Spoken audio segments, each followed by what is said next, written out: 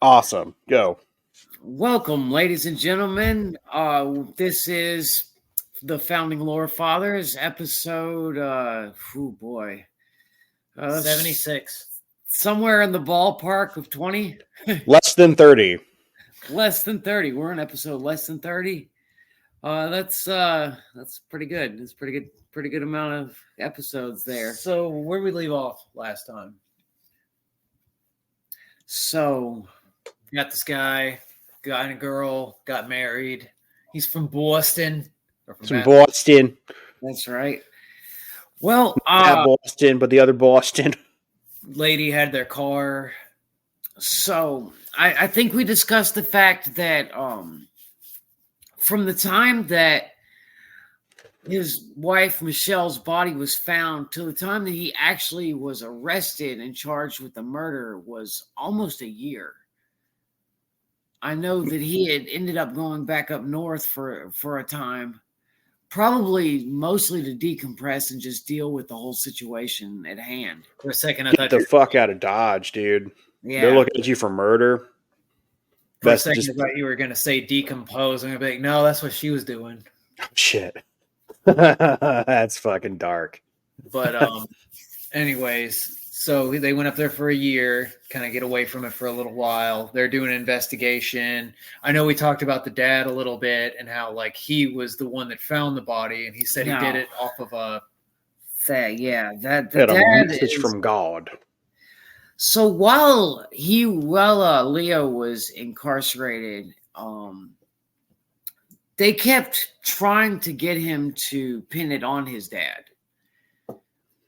That was one of the main focus of their investigation was, okay, he found the body. He said that God led him to the body, which, of course, we all discussed that one day that, saying that God helped you find the body in Florida is just like, that's like losing a set of car keys.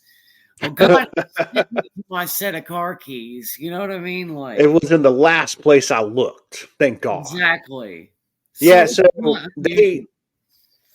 the Aguero guy, the prosecutor, he was pretty convinced that the dad had something to do with it. In part because of his vision from God, but also because he had some sexual assault cases in the past. And if I'm not mistaken, I think he might actually be serving a sentence for that right now. Yep. So it wasn't exactly, as John mentioned in episode 1, these aren't great people that we're talking about. So, and even still, like when it come to their relationship, there were rocky parts to it. I mean, that's what you can kind of understand where they're coming from with what they're trying to build a case. Like they did have arguments, and there were times that he did do some things like throw a glass down at her or something because of like not getting his sweet tea like he wanted or something. So like you can kind of see where they're coming from. But that's still not enough to necessarily build a case. I know that so he first was given a public defender, and everybody that was in jail were like, you don't want a public defender, you want a real lawyer. And I know that he had a settlement from a car crash that had came in. So he decided he was going to take that money and hire himself a real lawyer. And he got quite a lawyer indeed. I think it was the best in the area, wasn't it? That was something that was discussed. The lawyer that he got wasn't necessarily a book smart lawyer. And he would say that on many occasions. He would say, I may not be the smartest man in the room, but he had what they call presence in the courtroom. He could draw in their attention with his flamboyant style, and I really don't know what you would call that in court. He's very, very savvy. Grandeur, that's it. Yeah. Well, not to mention, I know that the prosecutor was the whole entire time going after the death penalty, but like even like with your defense lawyer, like even an average one should be able to help you out when a case like with this lacking of evidence to avoid the death penalty. We are talking about Florida, though. Right. Yeah, so the I think Bone Valley does a great job. The podcast that where we got a lot of the source material from does a great job of painting the picture of who this lawyer is and the way he's described by his peers. So I believe there's a current sheriff who's like, yeah, if you did it and you absolutely needed to get away from the trial, like you wanted this guy. But Yeah. if you needed a technical by the law lawyer, this wasn't the guy for you. Now this is like anyone who's lived in a small town, like, you know who the small town lawyers are. There's two or three of them. Like I know where we're from, there was a DUI guy. Yeah. Like you just knew, like, okay, you're drunk driving, this is the lawyer you get. We had one of those back home too. Yeah. Yes. Yeah, it's one of those things. Small town. It's just like, and it seems like a lot of these lawyers tend to be fucking crazy. Like, I know. There's a case that we're going to talk about eventually, with the small town lawyer from where back down east anyway. And then there's like Alex Murdaugh, that fucking crazy dude who just murdered a bunch of people. Yeah. You know, he had all the power in the world and just decided to fucking abuse it. You know. Yeah. But the lawyer part, I mean, that really irks me because he paid. I don't remember if it was $5,000 or $10,000 for the lawyer, but I mean, in today's money, that's like 15 to 30 grand, depending on inflation. Like, it's a lot of fucking money. And inflation like that kind of messes me up sometimes because, like, they'll be like, whatever for inflation, adjusted for inflation, it'll be like $300,000, and then like the next time it'll be like 6,000. I'm like, the numbers seem a little skewed, but I don't know how the scale works. Depends on what argument you want to make. If it's in your favor. So one of the things that happened is he had not yet met his lawyer, and he was in jail waiting. And then one day he gets an announcement that someone is there to see him. So they bring him into a room, and lo and behold, it's the prosecutor from the case. And the prosecutor is asking him to point his finger at his father because they just know that it wasn't Leo that killed his wife, but his dad was kind of sketchy to them, and it just stuck out that he found the body in such in weird circumstances. So they were like, well, if you just let us know that, we'll give you complete immunity and we'll overlook the fact that, you're accessory after the fact. We just want your father for this crime. And Leo was like, well, I can't do that because he didn't commit a crime and neither did I. I can't give you information that I don't have. Which that's completely illegal, by the way. Yeah. For the prosecutors to show up like that unannounced without a lawyer present. One non-recorded conversation that they had in private, which looking back on that, whenever anybody else hears about that, like I've heard lawyers say that's just insanely illegal. Yeah. Yeah, and that seems to be a pattern with this guy.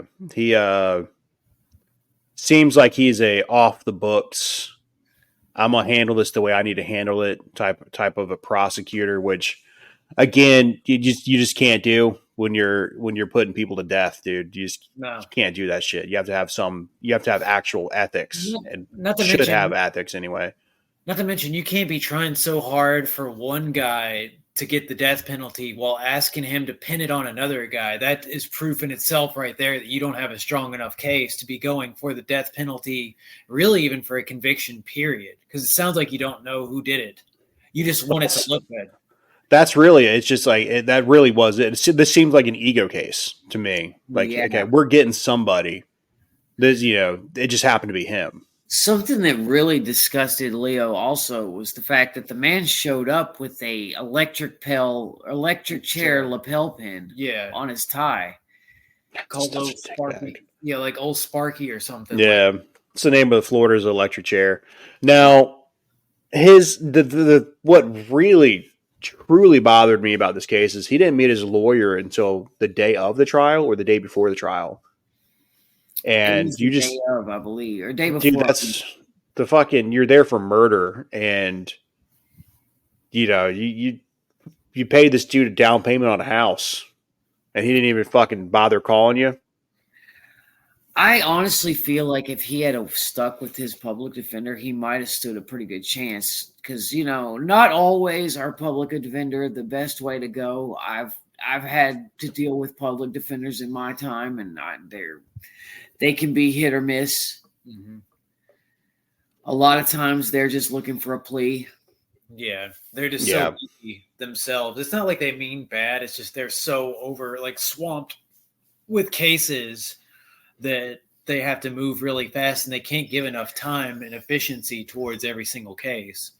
And there's different types of public defenders. Like there are people who are there to do the right thing because they believe in that style of defense. They really do. And then you honestly do have people who are looking to get rid of their student loans. Yeah.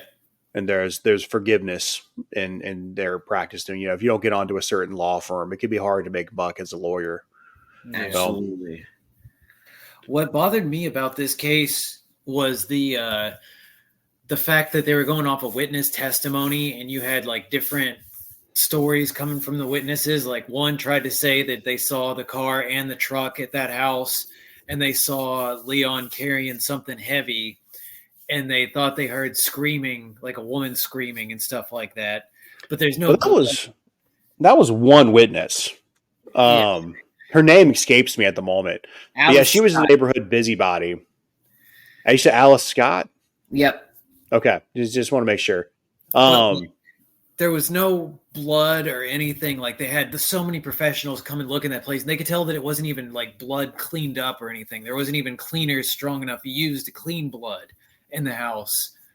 Yeah, the carpet sample they didn't find anything on there. Like we mentioned in the last episode, it was either fucking vodka or blood, but there was no detergent or anything in there. So right.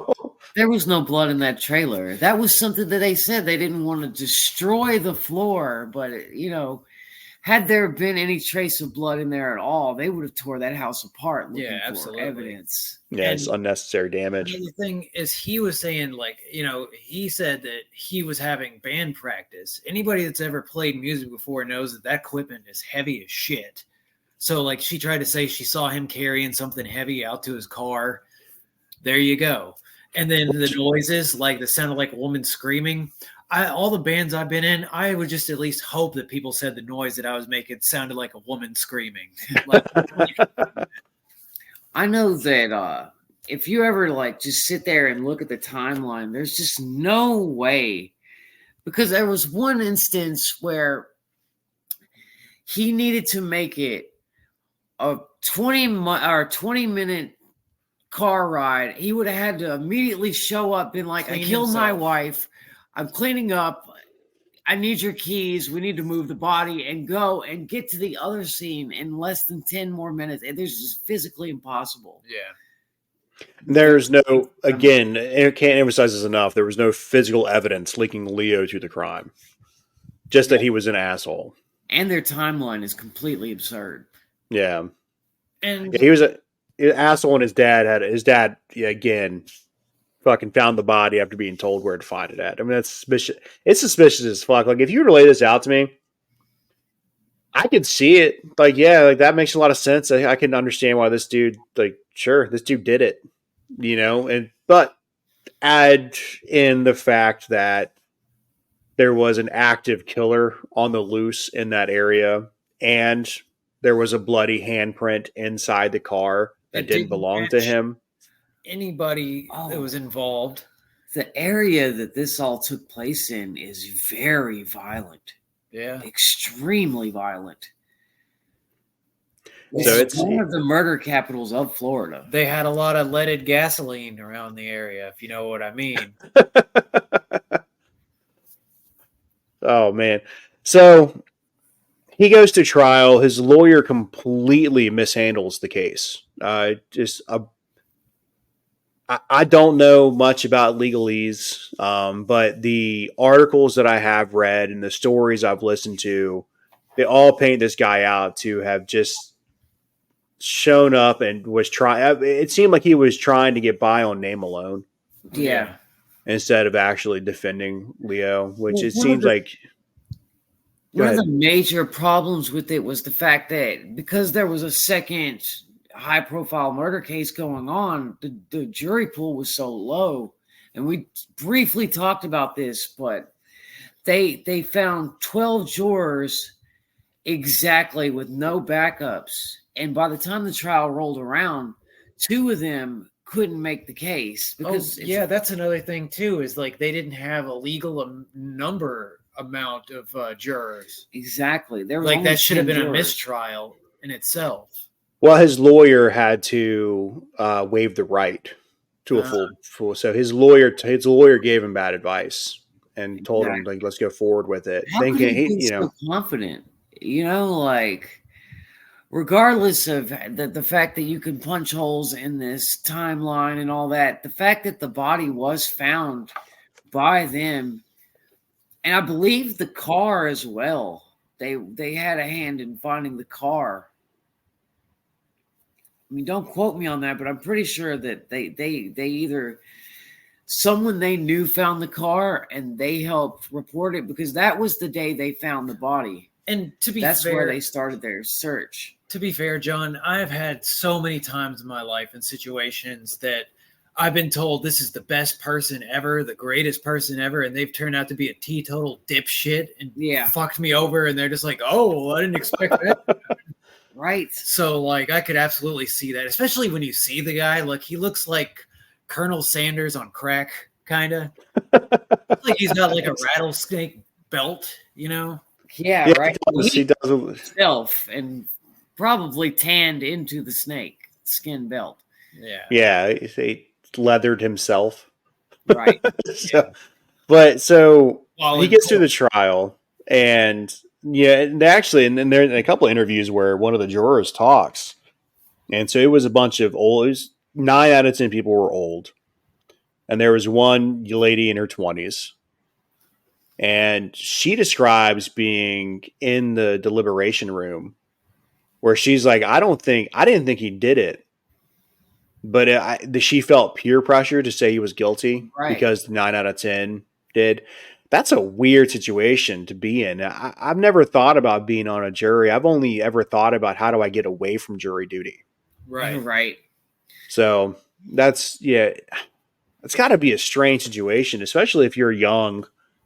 Especially if you're like a 20 something. Exactly. And you're not really a confident person yet. You're just kind of getting comfortable in your own skin.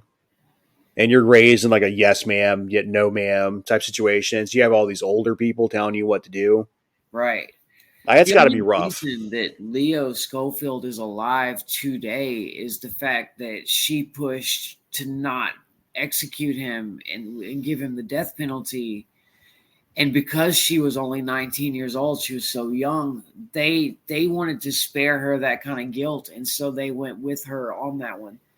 They did not vote for his innocence, but they voted for him to get life sentence because of her and standing up for him. Yeah. So that was a pivotal role right there. She played in that.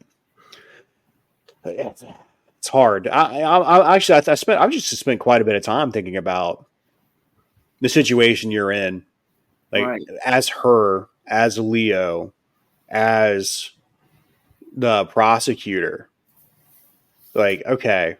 And the detectives along the way because there have been subsequent investigations and things like that have happened. And if you admit that this guy made a mistake or that he pursued this in like a deceptive manner, that means that, as the detective or person who's reinvestigating it, that means that you have to look at the other cases that he had. And so once we do this, the floodgates open up. Yeah. There's extra pressure there for you you're almost incentivized not to find something on top of it being you just believe him over the murderer, so to speak, But it's tricky. I don't like anything about this case, I'm being honest with you. It's made me feel bad the entire time. But anyway, so Leo gets found guilty. He gets set up for a retrial. Oh, I'm sorry. They get to a rehearing because he's arguing that his lawyer wasn't didn't have adequate cover, or and he had inadequate representation. Yeah, Yeah. absolutely. Yeah. Ineffective of representation of counsel. And he's absolutely right. You know, He did. between the jury dismissing the fact that they needed 12 jury members, dismissing, there was something else that he did that was just absurd. Yeah, so he let the prosecution call up, I think it was 25 to 30 character witnesses who didn't have anything to do with the crime. Yeah. And just person after person got up there just talking shit about Leo. That's just a waste And of time. well, no, it's not a waste of time. It's painting him out to be a bad person. Well, yeah. There's a tactic in sales where it's like you start somebody on the yes train. Once you get It's them to say not a yes waste of once, time for them, but when it comes to like the truth of the case, yes, it is a waste of time because it has nothing to do with the facts. so For the prosecution, it's not, but like for getting to the truth of what happened, it is a waste of time. it is a waste of time for getting to the truth, but it is not. It is. And I had Sorry, somebody like going ahead and like trying to put like this guy did this back in the day, like the Seinfeld episode. I'd be like, get the hell out of my court. You guys are a bunch of stupid morons. But we're in Florida. Like the Seinfeld thing. Yeah, we're in Florida, and the lawyer didn't say no, you can't do this. He could have easily objected to every single one of them, but he didn't. Yeah, like what the I hell? know Leo's main focus was like, okay, you just sat me down in a room, me and you, and said that you believe that my father did it. Then why am I here? Yeah. And that's where where my mind is. It's not a waste of time because he knows he doesn't have the facts on his side, but he does know that he needs to get somebody guilty. Right.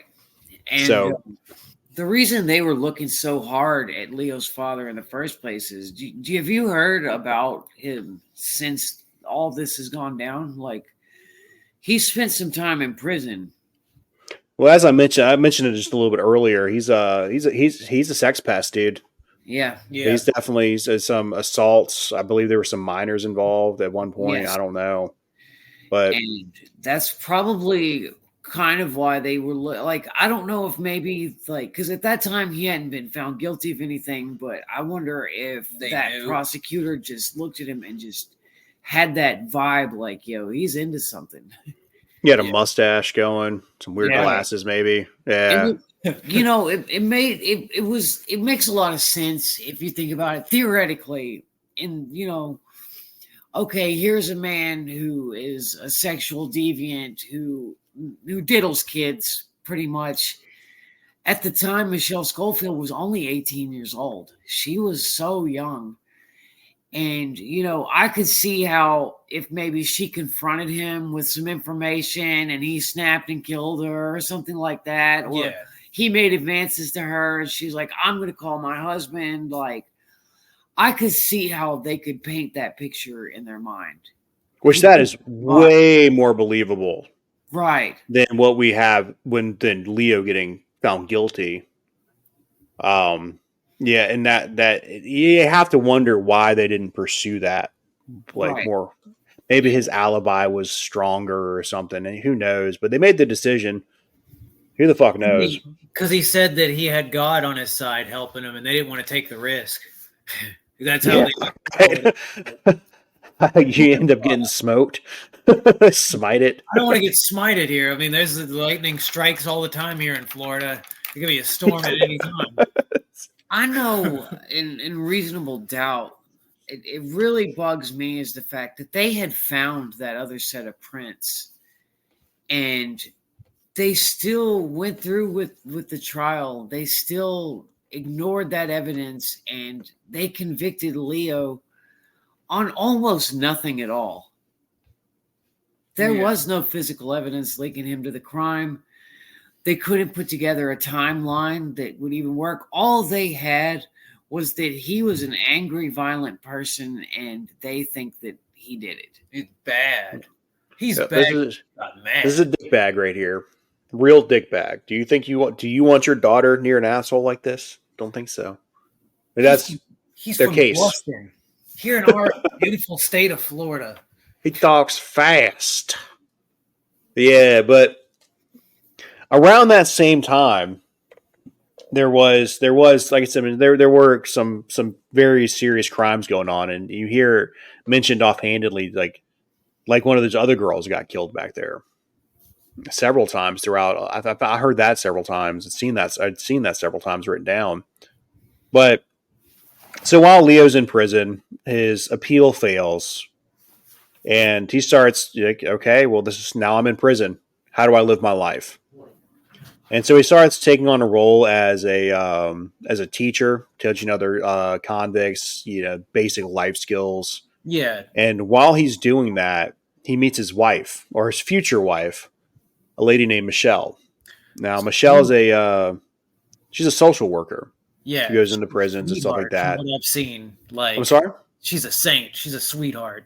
Oh yeah, dude. Yeah. She, I don't remember her backstory entirely, but I know that she grew up outside of a prison or something like that. And I guess her parents were involved or something like that, but yeah, so she's in there helping out criminals, and her and Leo meet. They hit it off, and I don't know how it happens, but they end up getting married. Kind of, I guess, short notice, like the shotgun wedding. Which that's a hell of a pull for Leo, dude.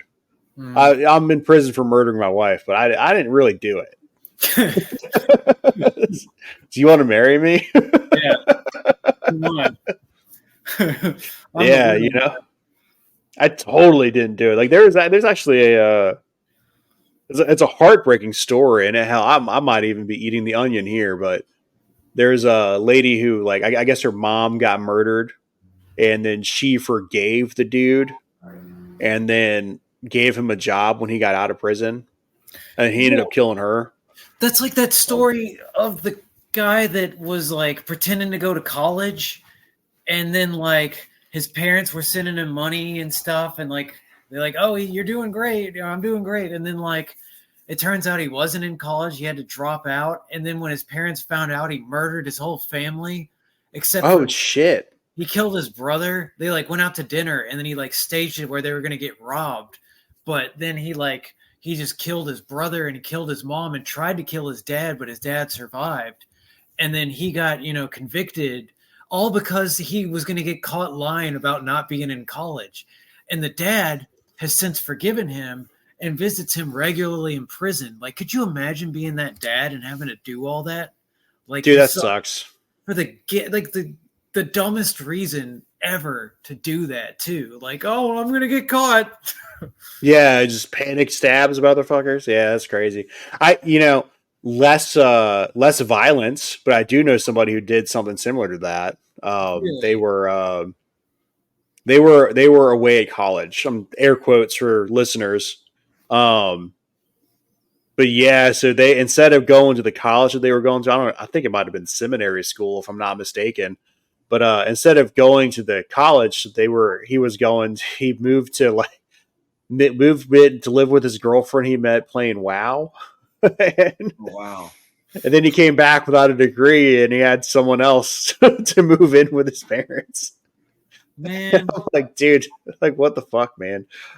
Like, I think the fact that he lied about being in seminary school is what really tickles me about that situation. Because if you're like, I'm going to business school, whatever.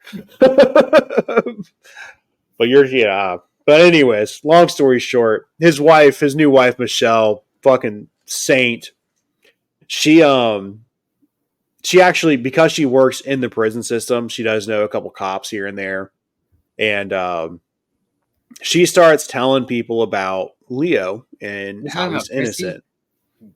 You said Michelle. Is it Christy? I have Michelle. Oh shit. Yeah, my bad. I had the wrong name. Michelle is the dead one. Yeah. Michelle's the dead one. I apologize. I didn't mean to.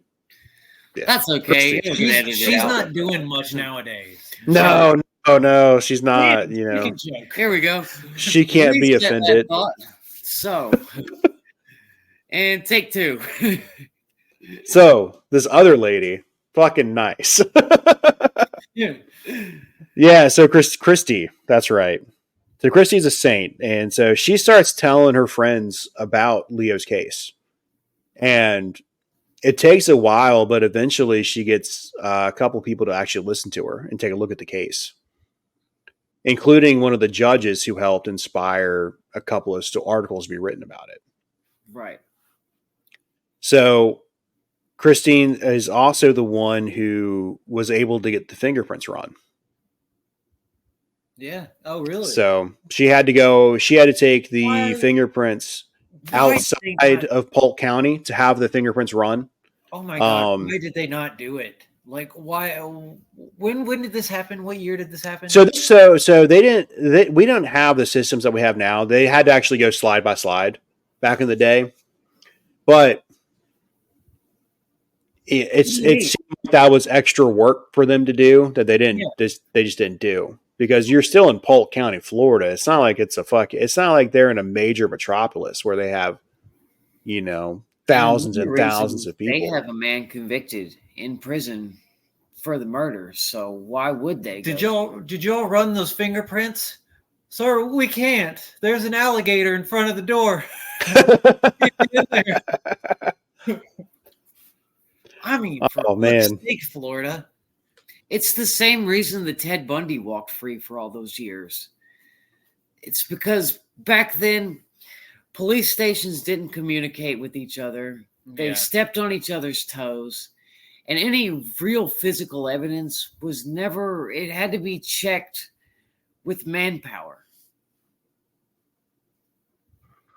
Well, and add to that, this is a small town, and I believe they had more murders than they had detectives. So they were kind of running thin, experienced detectives, I should say. Yeah.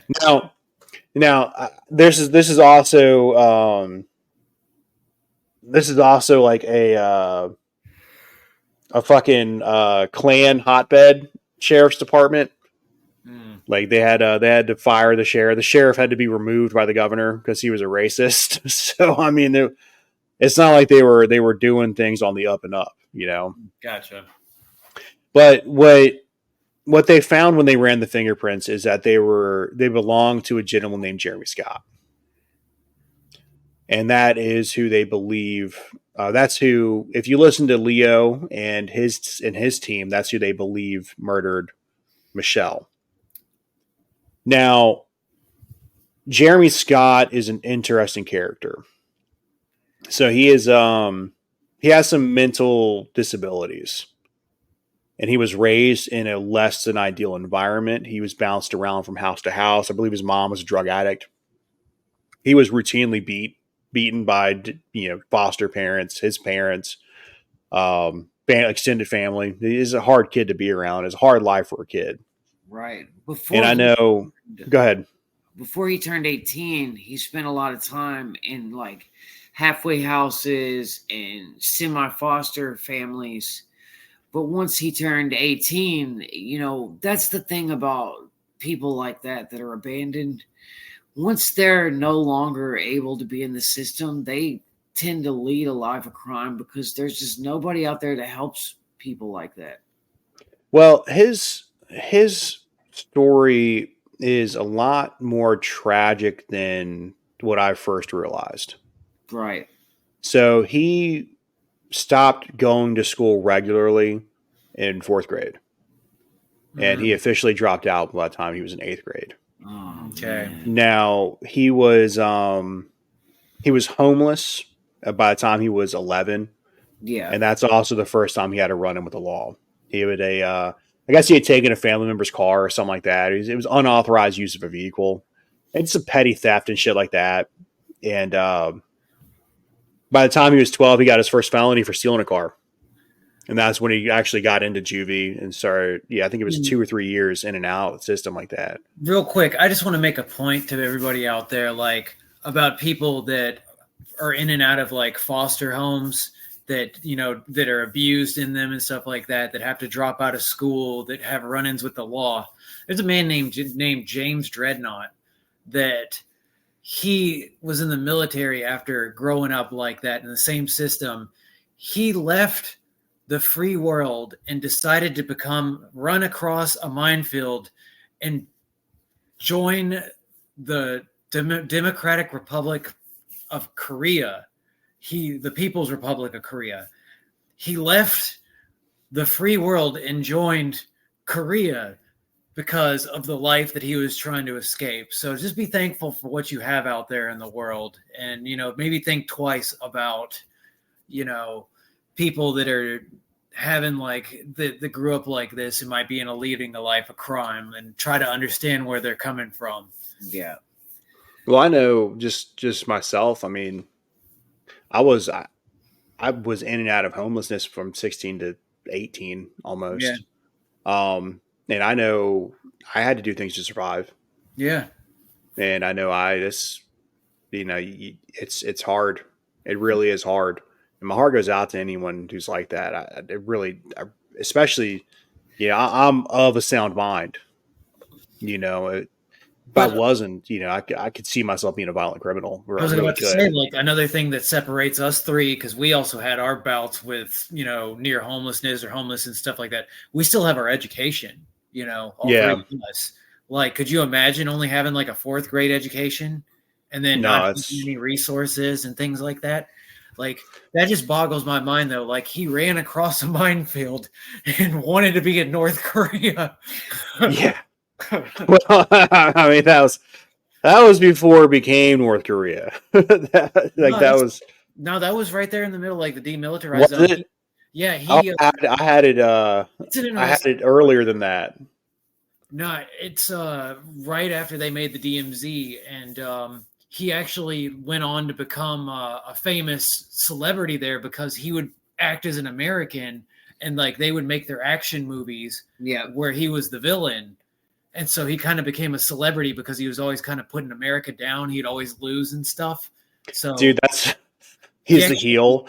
He actually has some white kids that live there that are kind of these little quasi celebrities because Kim Jong-il, one of them, he is a movie buff, and so he would pay to make all these movies. I just wanted to add that about that. But that's a fun detail, man. That's how you end up living your life. You're in the favor of a dictator who sends people to work camps. Generation work camps. If your grandfather screwed up, you're getting punished, right, for something 60 years ago. That's Abrahamic biblical freaking type punishment. I mean, he just got lucky, but just the fact that he would want to run there, because he didn't know any better and he wanted to escape that life. So when you mentioned him, Mr. Scott and the tragic life, that just made me think of that. Yeah, I'm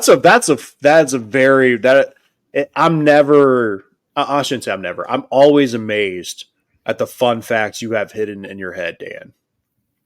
Oh, that's a weird little nugget, dude. It's a beautiful place in there. But anyway, so by the time he finally finishes his time serving for the Grand Theft Auto when he was 12, he's probably about 15.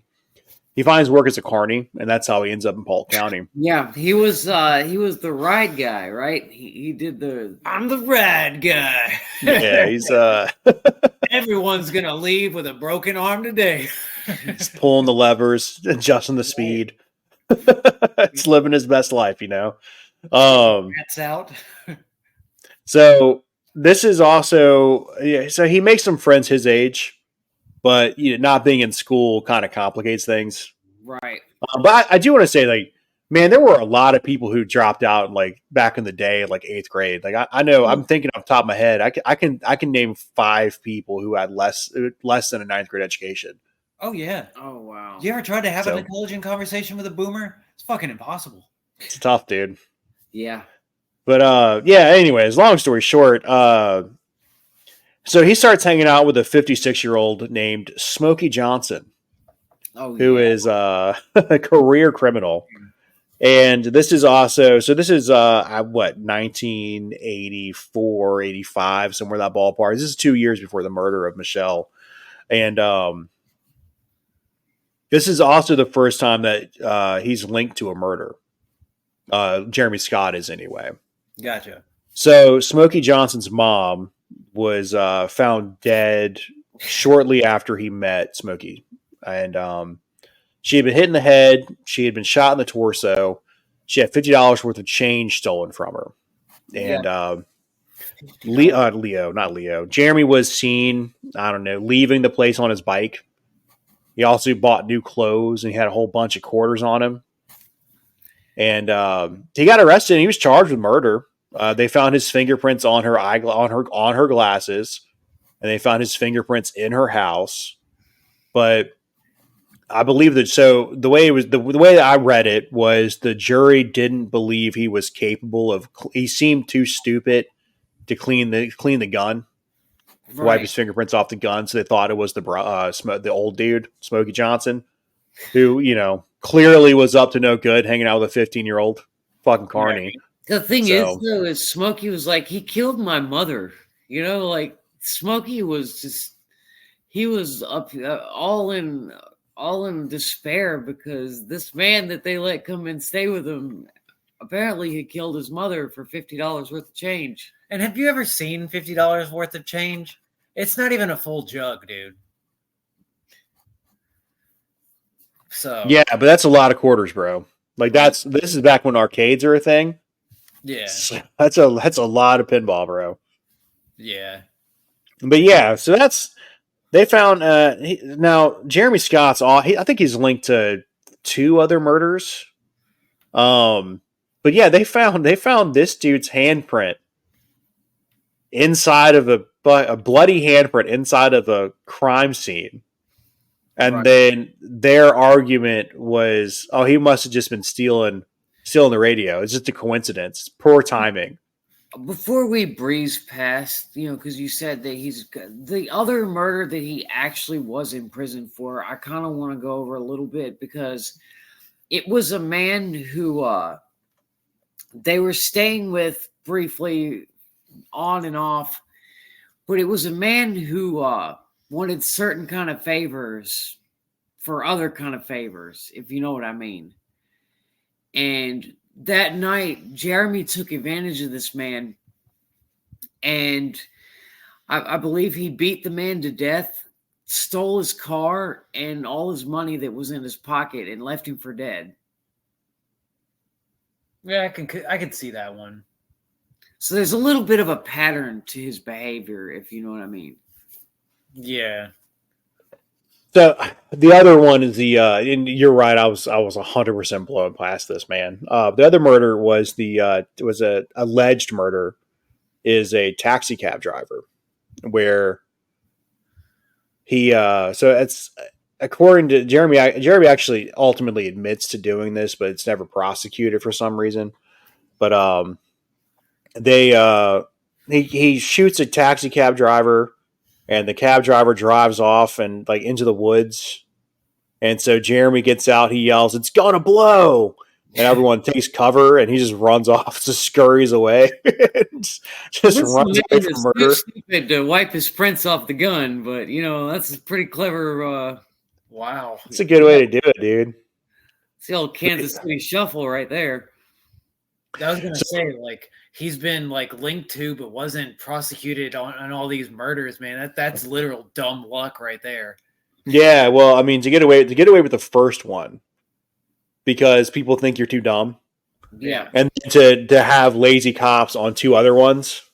Yeah. Right. I mean, that's it's tough. So after they find out who Jeremy Scott is, they go to be like, "Hey, dude, did you kill this person?" And he's like, "No, I didn't do that. It's bullshit. Get away from me." And they actually sent investigators to talk to him. And after the investigators talk with him, that's when I think John Aguero goes and talks to the guy, the prosecutor who prosecuted Jeremy Scott, goes to talk to him. And that's another conversation that he has off the books, no recording. Scholfield. I'm sorry? You said he prosecuted. He said it right. Jeremy Scott. He said Jeremy Scott. Jeremy Scott. No, he prosecuted Leon Schofield. Just so we get this correct. Okay, yeah. I apologize for being confusing with that. No, he prosecuted Jeremy Scott too. He was the one who prosecuted him for the murder of Donald. He was the one that prosecuted him. Okay, and he also tried him for the first case and tried to send him to the electric chair when he was just a young man. So he tried to send a mentally challenged guy to the electric chair. Yeah. Gotcha. Oh, everybody burns under John Aguero. Yeah. He's got a fucking lapel pin with a goddamn electric chair on it. Like That's that what dude bothers me so much about the case is as soon as those fingerprints came back as Jeremy Scott, this is a man you've already tried to execute for murder. twice. Why would you not think that it was him? Sorry, I just had a thought while y'all were talking about how John Aguero would send an iguana to the electric chair. And then I thought sending an iguana to the electric chair, and I just had to get that out there real quick. Oh man. He just has he has a backup pet he keeps on his shoulder and just sits there ominously. He's just gotta wait till it gets a little cool outside and they'll fall right out of the tree, right in his lap. That's the best time to shock them. Yeah. They're on the ground. Let's get a little puddle, some wires. You're already drunk off the cold air, you know what I mean? Oh man. Yeah, so that's fucking that's that this is probably one of the wildest parts about all of this is the fact that you have a convicted murderer whose fingerprints are or bloody fingerprints, not just fingerprints, bloody fingerprints are inside of a car. And you're not like, no, it wasn't him. I can sit here and laugh about it, but that's just. I'm sorry. Go ahead, dude. Stealing the stereo. He stole the stereo, but decided to reach over and be like, "What's this? Oh, blood! What's this?" It is funny you say that. So when John Aguero goes down there, that's what he convinced him to say. Oh yeah, you were a car thief at the time, so you just stole the stereo and you left, right? You found an abandoned car and you just stole the stereo. What a prosecutor, right? Yeah, well, he couldn't be wrong. Like it's the idea of being wrong. It was worse to him than the idea of sending somebody to prison for their entire life. Exactly. If they're trying to, I can't. That's a sick fuck right there, dude. That's a real sick fuck. And so they finally. So I guess what happened was, according to Jeremy Scott, Aguero was supposed to go and speak on his behalf at his parole hearings to try to get him out of prison. And he never did that. So now Jeremy Scott doesn't have any family. He's in prison, doesn't have any money, can't get basic things beyond just shitty soap and a shitty toothbrush. So he's pretty desperate. And so the idea that somebody might be able to help him out a little bit probably seemed like hitting the lottery, you know? But when Aguero didn't do that, that's when Scott reaches out to Leo Scholfield's lawyers and attorneys. And he's like, hey, I'm willing to, like, hey, I admit it. I did it. I want to get this off my conscience. But he did try to get some money out of him. Some quarters, some stamps, whatever. I don't know. Whatever you trade in prison these days. Max. I don't know what that is. I'm sorry. Mackerels. I know that. Mackerel meat. Oh, mackerel meat. He wanted $1,000 at first for his testimony. That's a lot of mackerel, man. And that was pretty much what he said. He's like, "Oh yeah, I'll give you my confession." And he also was talking about the taxi cab murder. And another time, he said that he would give his confession for stamps. He needed stamps. Yeah, so I don't know. That's got to be a sad place, dude. Absolutely. That's got to be. That is so. My rock bottom is way higher than his rock bottom. Yeah. So, yeah, I guess I can take some solace in knowing that. But he ends up sending the full confession to Leo's lawyer, investigator who's looking into his case. But he also sends letters of he admits to killing everyone in Polk County.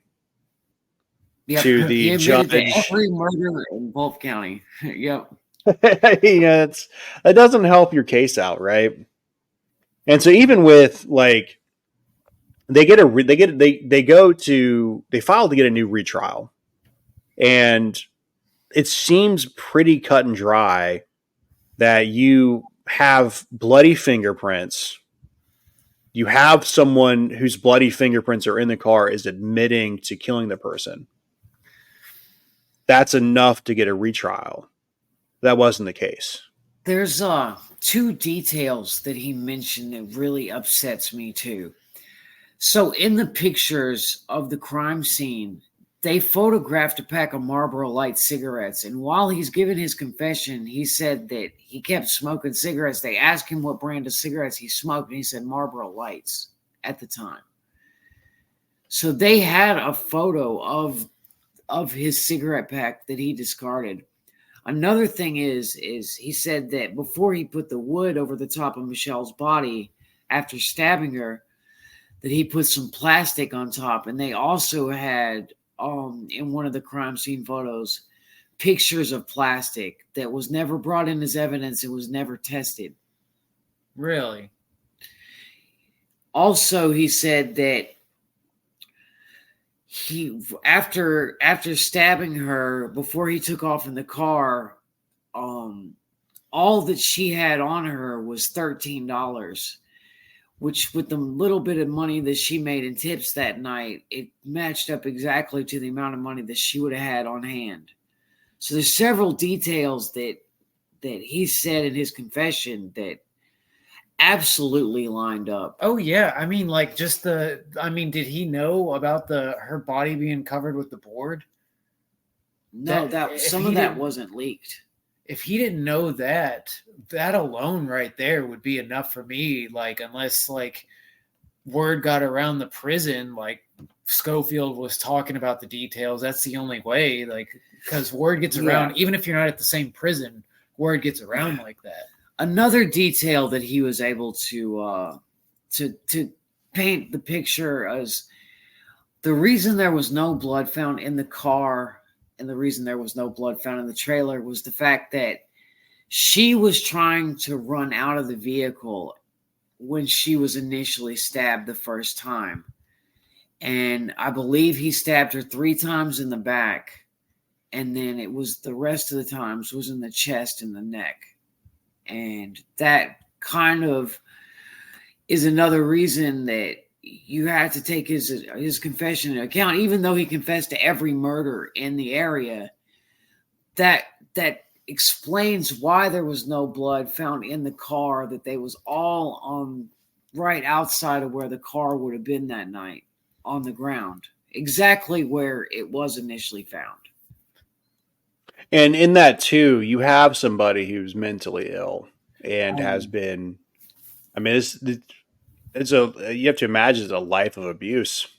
Yeah. Yeah. I mean, he's just not right. He's not right. So his version of events from 30 years earlier is probably just skewed in more than one way. So I know that when cross-examination, there was a big moment where the state pulled out a picture and showed a picture of Michelle's body. Like, you did this. Did you do this to her? And he's like, no, I didn't do that to her. Or you could see, it sounded like he was really struggling. Basically, what had happened is they showed him, and this is after she had laid in the water for 3 days, and after all those wounds had been cleaned out, and you could really see the detail of what, 26 stabbings done to this person. And when he saw that picture, he was like, I didn't do that. And I really feel like it was the fact that he knew that he had killed this woman, but he could never come to terms with how much he had mutilated her in the process. Yeah. Then in the closing arguments, Leo's lawyer, asked him, and he was like, look, I killed Michelle. I murdered her that night, and I've had to deal with this for a long time. But that was the problem with his confession, is the fact that the jury hung on the fact that they felt like he recanted when he saw that picture, as opposed to him sitting there saying, hey, I killed her and I've had to live with her ghost for all these years. Yeah, that's not enough. Like, and you can tell there's just the way that we all, because we have critical thinking, think differently. Like, if he has more than enough as somebody that's like mentally challenged, that you said is too dumb to commit a murder already, like, if they can remember details that weren't leaked out to the public, that in itself is enough. But like, so when you're sitting there saying that he's like mentally challenged, you should know that when he actually sees how gruesome something is and he hasn't like come to terms with it, he's going to have that kind of recantation because he's not ever developed any kind of emotional maturity. So he's going to act like a child would. That's a child's reaction to like being confronted with how bad something they did was. You ever had a kid do something, you caught them, and then you're like, do you realize what you've done? And it's like, I didn't do that, but they've already admitted to it. Yeah. And I feel like that's why he immediately covered her up instead of just leaving her there where he had murdered her. I think he covered it up because of the fact that he did feel guilty. Here's a woman that saw him that night. I believe it was raining, if I'm not mistaken. He was out there and she recognized him. She knew she had seen him at a party. She's like, I know who you are. And he was like, well, I just live right down the road and I need a ride back home. And she was like, okay. And so here's this nice lady that had just got off work giving him a ride. And he had coerced her into pulling off onto this dirt road. And she's like, I'm not seeing any houses out here. What's going on? And at that point in time, he made an advance towards her. And she was like, oh, no. I'm married. And I guess it was just the anger building up that he thought he was about to get laid. So he pulls out a cigarette to smoke it, and the knife fell out. And as soon as she saw that knife, he said that she immediately started freaking out. And I guess his initial reaction from anger to confusion is he murdered her right then and there in that car on that dirt road that night. It's a panic stab. Once you panic stab somebody, you know, I mean, you're there. This is his MO. Apparently, anywhere he like stays or someone tries to help him, he panic stabs them every single time. You know, I thought that it came across my mind just a few minutes ago when you were talking earlier, Dan, was I think about I'm one of the fortunate people who's never murdered anybody. Right. But I have seen a few dead bodies. And I think about like all the therapy I went through to kind of get myself in the right headspace again. Right. Yeah. Dude, I couldn't imagine. I mean, clearly there's no therapist sitting in that prison. No. You know what I mean? So this dude, I can't imagine sitting there with that in the back of your head. We're talking about a man who set his own bed on fire in the prison. Like, this is a man who is repeatedly put in the hole in solitary confinement because he's violent. Whenever the private investigator first had to interact with Jeremy Scott, they brought him in with one of those Hannibal Lecter masks over his face because they were like, this man's a spitter and he's a biter and he's violent. So he did have mental, I mean, that's one clear sign of somebody that's losing it in the prison system.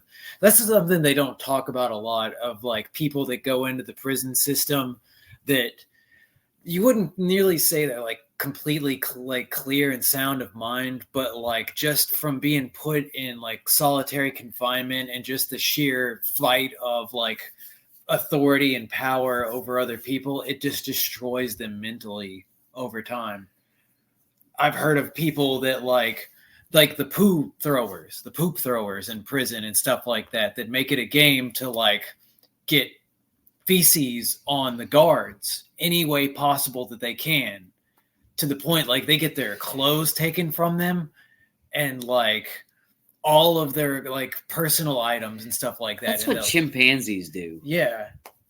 Well, we also lock chimpanzees in cages too.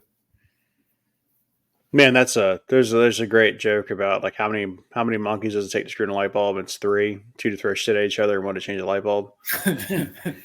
But I had a buddy of mine who was worked in the county jail, out on the coast, and he got spit on more than one occasion, and I'm like, dude, there's no fucking way I could do that. But no, he actually tells a story about how he was so stressed out one day that the prisoners were actually asking if he was okay. So yeah, that's tough, man.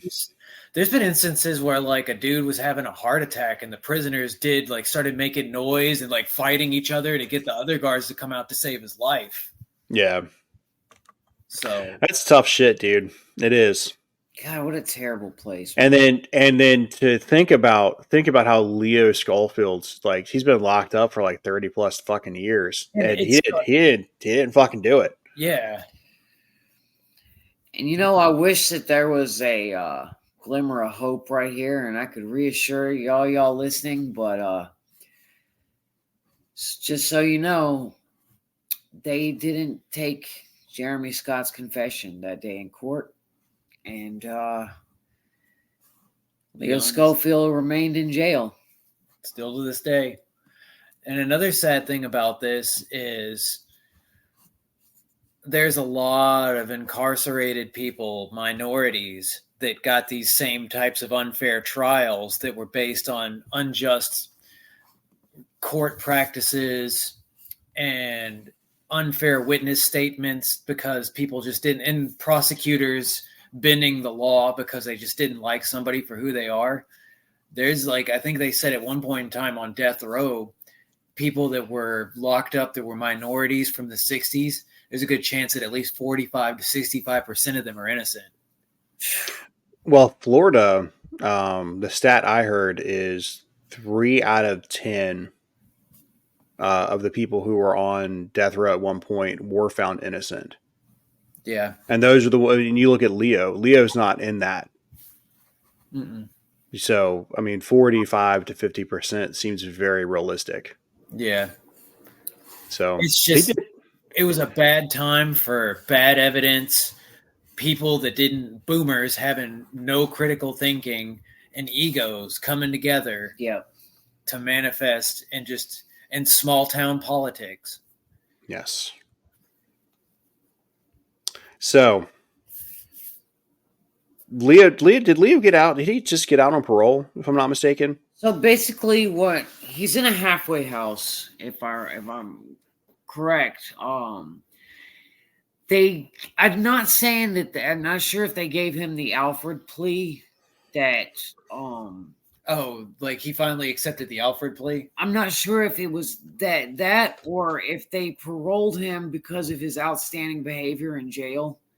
What exactly, when they say life in prison with parole, what is that culminate to, 25 years? I believe so. Well, I think there's 25 to life sentences, and then I believe there are. I'm sorry?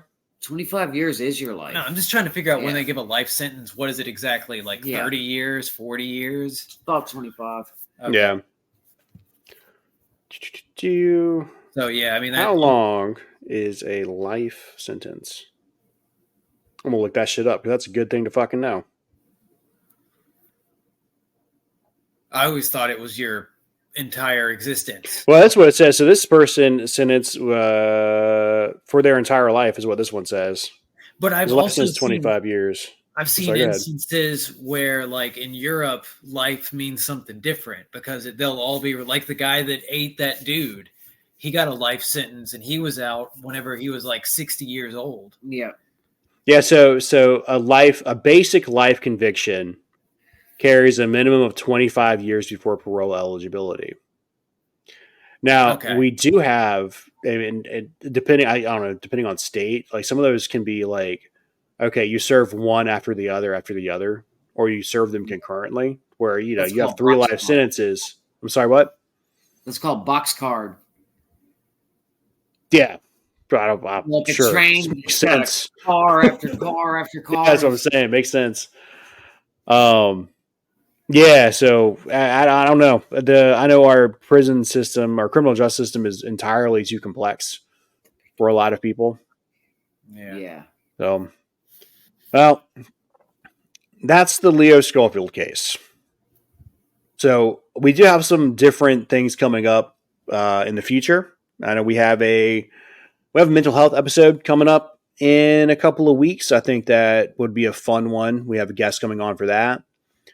And then next month we have a paranormal investigation team That's that we're going to exciting. be doing an interview with. So they seem pretty cool.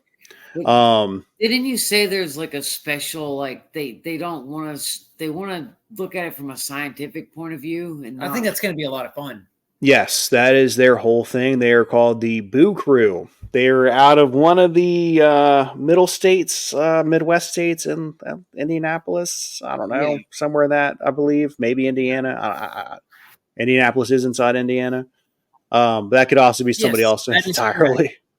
So Indianapolis is the state of Indiana, where it is. Yeah, it's in there somewhere. I don't recall off the top of my head exactly. And then I had there is a case that I think is pretty funny that I can't do a full episode on that I did want to bring up. There is a sheriff, or there's a whole town in North Carolina that's relatively corrupt. The mayor got caught on camera saying that he's going to plant things on people. And then the sheriff got caught going out of town on company time, like on taxpayer dollars, to go to diaper parties. What? Yeah, it's a whole thing, dude. Apparently, he was going to Atlanta, and he and I guess his gang of buddies were dressing up in diapers, and they were having some type of weird party. Sounds interesting. I've lost your. Oh, there you are. Okay. Okay. Well, that's all I got tonight, guys. Okay. Good. All right. All right. Well, thank you for watching, everybody, and or listening, whatever you're doing out there.